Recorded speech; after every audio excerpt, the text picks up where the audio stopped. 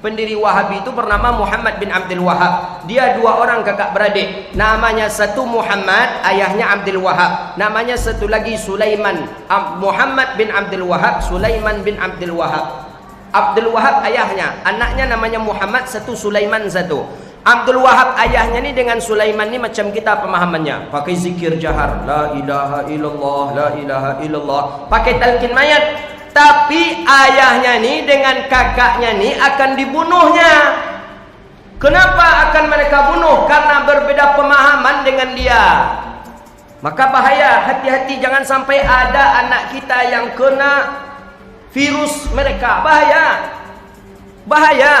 Sekali saja anak kita kena virus mereka, anak akan berlawan dengan kita. Tak tahu dia lagi ayahnya atau tidak. Pokoknya kalau ayahnya salah, berarti tetap salah bagi dia. Kalau ayahnya tetap memajang foto-foto di rumah, berarti ayahnya tu akan mereka lawan. Ada bapak-bapak kita, salah satu tokoh kita di Riau macam tu dia. Anaknya sekali, dua kali baru ikut pengajian di sana, dia biarkan saja. Hari yang ketiga setelah ikut pengajian pulang, dia disuruh buka foto ayahnya itu semuanya. Ayahnya pejabat, ayahnya tokoh, ayahnya foto dengan presiden, foto dengan gubernur, foto disuruh buka semuanya dia. Ini sarang-sarang jin ya katanya. Kalau ayah tak mau buka, saya tak akan di rumahnya lagi. Macam tu anak. Muhammad bin Abdul Wahab ni dah macam tu dia dengan ayahnya. Dengan ayahnya, dengan kakaknya Sulaiman. Sehingga ayah dan kakaknya ni lari. Ketika lari itulah kakaknya mengarang kitab, satu buah kitab. Saya punya kitab tu.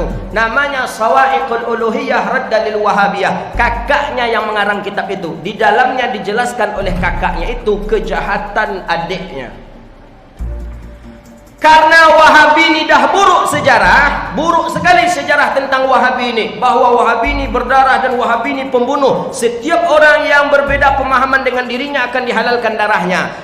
Karena seluruh dunia terkenal akidah Wahabi ini berbahaya. Di tahun 1990-an dirubahlah namanya menjadi Salafi. Itu dia tuh. Jarang saya bahas masalah ini, tapi macam mana lagi? Dah tanggung basah yuk, basahkan saja. Salafi, diangkatlah satu tokoh yang luar biasa di sana. Tokoh itu bernama Syekh Nasiruddin Albani. Maka setiap hadis riwayat Albani, setiap hadis riwayat Albani, hadis sahih Albani, sahih Albani. Ada orang yang jauh lebih mantap daripada Syekh Albani. Imam Bukhari, Imam Muslim, Ibnu Khuzaimah, Ibnu Hibban, Tabrani, Nasai, Tirmizi, Abi Daud, Imam Malik, Syafi'i, Hanafi, jauh lagi. Imam Syekh Albani di tahun 1900-an ini baru. Masehi, orang dulu di kurun yang kedua, di kurun salafun saleh. Baguslah merujuk hadis kepada mereka. Itulah sebenarnya asal muasal lahirnya pemahaman Salafi. Cuman banyak orang tak faham, dianggaplah Salafi ini pemahaman salafun saleh. Padahal Salafi itu bukan salafun saleh, tapi talafi. Apa talafi itu Ustaz? Entahlah, nak tahu mana. Syekh Ahmad Surkati, beliau itu pernah ditanya di majalahnya Zakhirah tentang Wahabiyah. Ingat, beliau itu hidup di masa ketika itu terjadi perang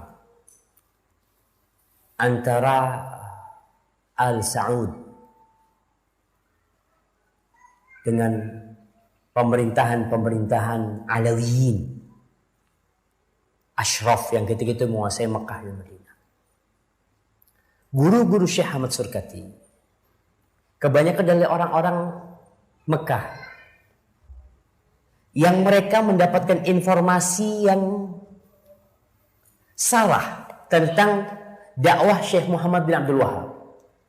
Yang dikatakan Syekh Muhammad bin Abdul Wahab ini mengaku nabi. Yang dikatakan Syekh Muhammad bin Abdul Wahab ini mengajak kepada madhab baru. Yang dikatakan Syekh Muhammad bin Abdul Wahab ini kalau ada orang selawat itu dipukul. Dikatakan mereka tidak percaya dengan karomahnya para wali. Mereka tidak menghormati para nabi. Banyak tuduhan-tuduhan itu yang itu ditulis oleh ulama Mekah. Syekh Ahmad Surkati, beliau membaca insya Allah beberapa tulisan Syekh Muhammad bin Abdul Wahab. Makanya di kitab Az-Zakhirah beliau itu menjelaskan ketika ditanya tentang Wahabiyah, beliau itu sampai gemeter nulis. Karena apa? Karena buruknya tuduhan orang kepada Wahabiyah. Karena dulu aliran Wahabiyah itu adalah aliran Wahabiyah yang ada di Afrika sana, yang mereka adalah kelompok Khawarij, yang mereka membunuh orang-orang yang tidak bergabung dengan mereka. Itu yang dituduhkan kepada Syekh Muhammad bin Abdul Wahab. Tapi Syekh Ahmad Surkati mengatakan tidak ada yang menghubung aku dengan mereka kecuali yang menghubungkan antara aku dengan orang-orang Islam lainnya, itu Alkitab wa Sunnah. Itu ucapan Syekh Ahmad Surkati.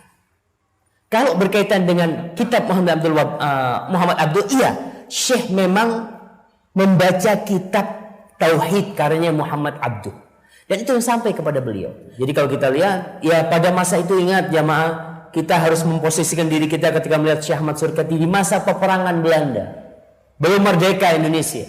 Kitab-kitab sangat sedikit sekali. Informasi yang sampai, itu jemaah haji ketika pulang, itu dikasih selebaran-selebaran tentang adanya aliran Wahabiyah. Sehingga antum kalau baca, waduh ini sangat takut sekali. Makanya ada seorang yang kerjanya melaknat Syekh Muhammad bin Abdul Wahab. Kerjanya melaknat Syekh Muhammad bin Abdul Wahab. Jadi habis pengajian di India nih, dia mengatakan muridnya laknatullah ala Muhammad bin Abdul Wahab. Seperti itu setiap kajian. Ada datang orang dari Arab Saudi. Dia ngelihat nih Syekh, kenapa dia mencela Muhammad bin Abdul Wahab. Akhirnya tuh orang bawa kitab Tauhid karya Syekh Muhammad bin Abdul Wahab. Dirobek sampulnya. Dia datang ke rumahnya, Ustaz, ana dapat kitab Ustaz. Atau kitab ini bagus apa enggak? Mungkin Ustaz koreksi. Oh iya, sini kita Ustaz. Dibaca sama Ustaz. Selesai tanya, kitabnya siapa ini, bagus banget. Ustaz mau coba yang ada sampulnya, tanya anak carikan Ustaz, dibelikan itu.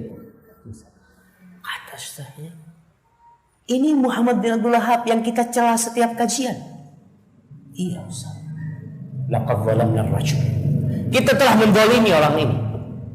Maka setiap selesai pengajian, tuh yang tadinya melaknat Syekh Muhammad bin Abdul Wahab dirubah mendoakan Syekh Muhammad bin Abdul Wahab. Makanya kenapa kitab Tauhid karya Syekh Muhammad bin Abdul Wahab itu banyak dicetak di Indonesia, tidak ditulis Muhammad bin Abdul Wahab. Ditulis Muhammad bin Sulaiman At-Tamimi. At-Tamimi ditulis. Kenapa? Karena orang kalau Wahab aduh Wahabiyah, enggak, sudah enggak mau baca, sudah takut. Karena di benak dia itu ada informasi yang salah.